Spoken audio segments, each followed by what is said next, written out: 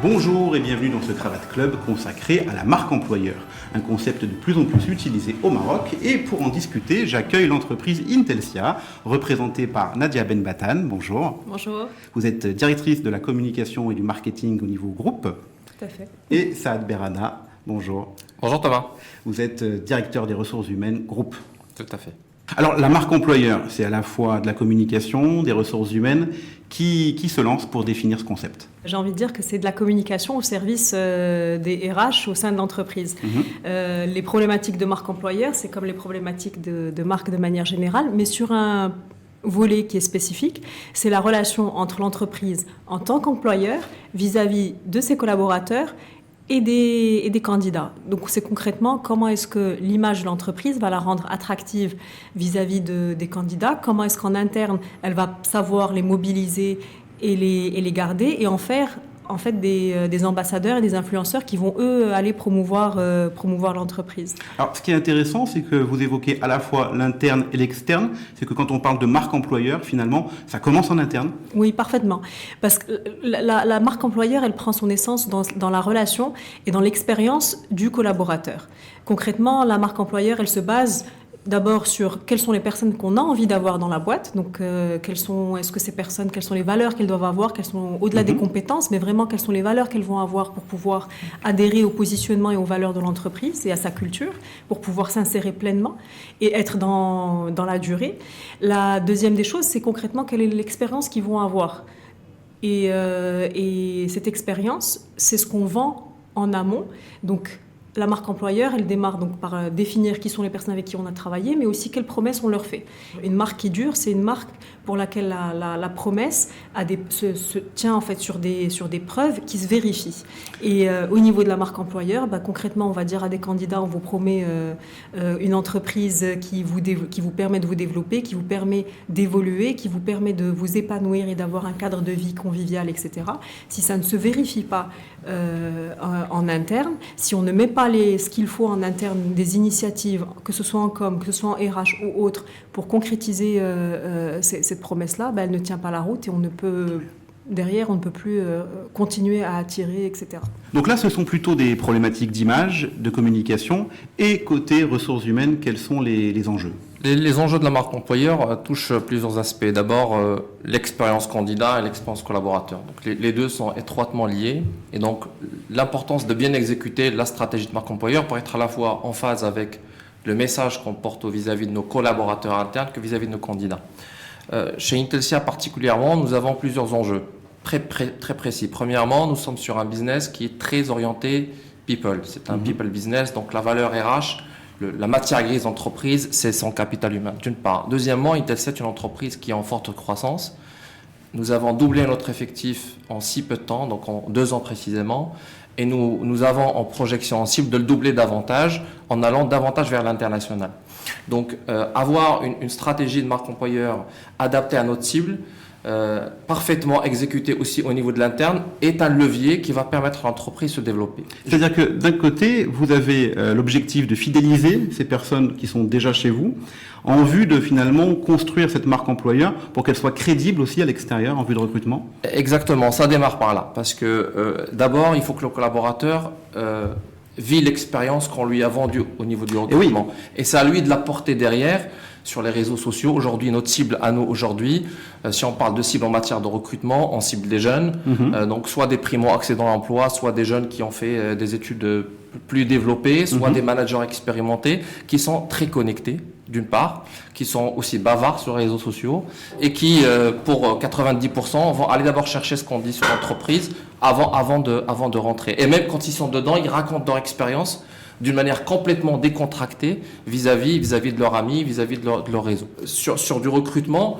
la marque employeur, c'est vraiment un vrai levier pour attirer donc les candidats potentiels, fidéliser qui sont de l'interne, sachant que on est dans un groupe qui est à l'international avec des problématiques aussi culturelles très différentes d'un pays à l'autre. Donc il faut qu'il y ait une cohérence dans la stratégie de marque employeur globale tout en tenant compte des spécificités des pays. Vous parlez de cohérence, mais il y a un point également qui est très important, c'est la crédibilité. C'est-à-dire que quand vous communiquez, notamment en externe, comme vous l'avez dit tout à l'heure, pour justement vendre en quelque sorte un emploi, puisque vous avez de grandes ambitions, comment est-ce que vous travaillez entre vous pour qu'au niveau de la stratégie, on ait cette crédibilité? La cohérence, on la comprend. La crédibilité, comment vous la construisez? Parce qu'on pourrait tenter de survendre en quelque sorte les jobs et que dans la réalité quotidienne, ce soit pas toujours vécu.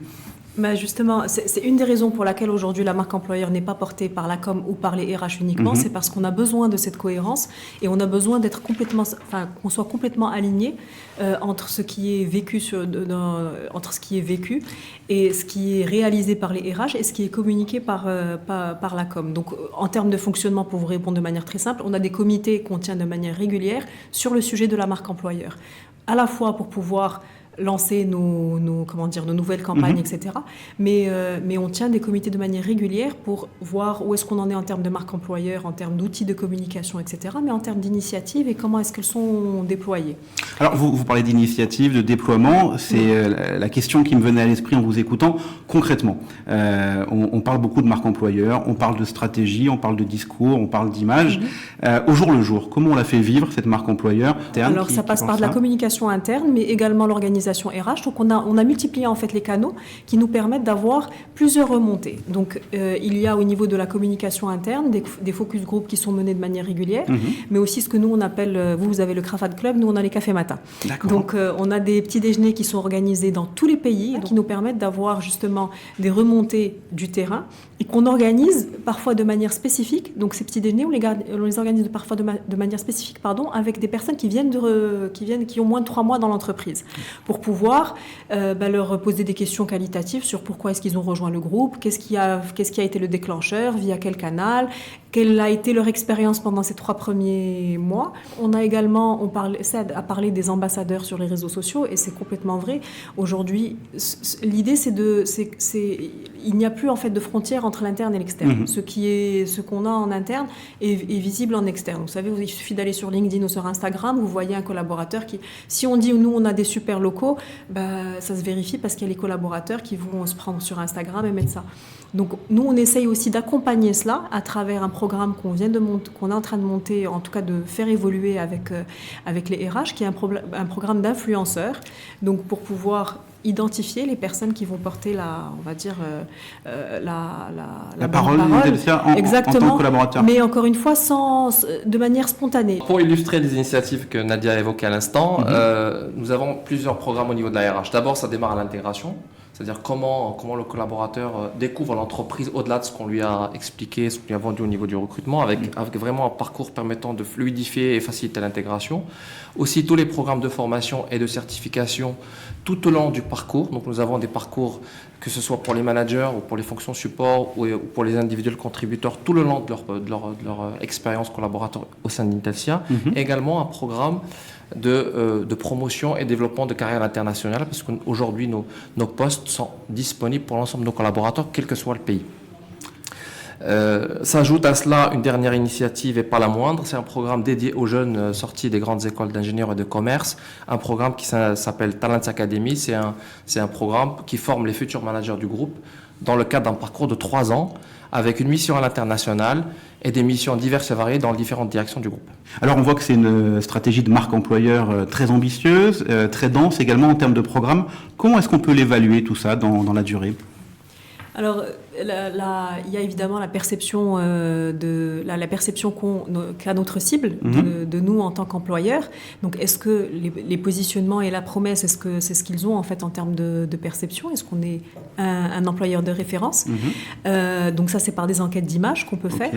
Le deuxième point, c'est évidemment la qualité de l'interaction que nous avons avec les candidats sur le digital. puisqu'aujourd'hui c'est un des leviers principaux. Donc c'est pas au-delà du nombre de followers, c'est vraiment le nombre d'interactions et le nombre d'interactions positives. Donc c'est le taux d'engagement.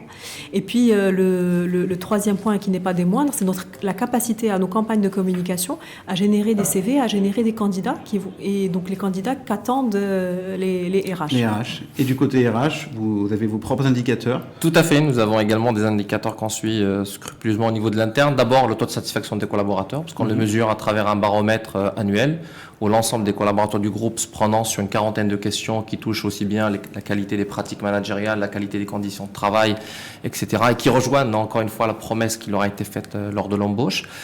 Aujourd'hui, nous avons 78% des collaborateurs qui recommandent positivement la marque. Donc, pour nous, c'est très positif et c'est encourageant. Nous avons également d'autres indicateurs qu'on suit. C'est d'abord, par exemple, le turnover qui permet de mesurer le taux de départ et surtout le taux de départ qu'on subit. Donc ça peut aussi expliquer parfois quelques ajustements qu'on doit faire au niveau des messages. Et enfin, on suit également sur du recrutement, par exemple, l'efficacité de certains canaux comme le parrainage, parce que c'est un canal qui est très poussé chez nous, parce que nos collaborateurs recommandent leurs amis, leurs familles pour rentrer chez nous. Donc c'est un taux qu'on suit dans le cadre de l'efficacité de nos canaux de recrutement. Merci beaucoup à tous les deux pour ce partage d'expérience autour de la marque employeur. C'est un sujet qu'on évoquera à nouveau dans Cravate Club. À très bientôt.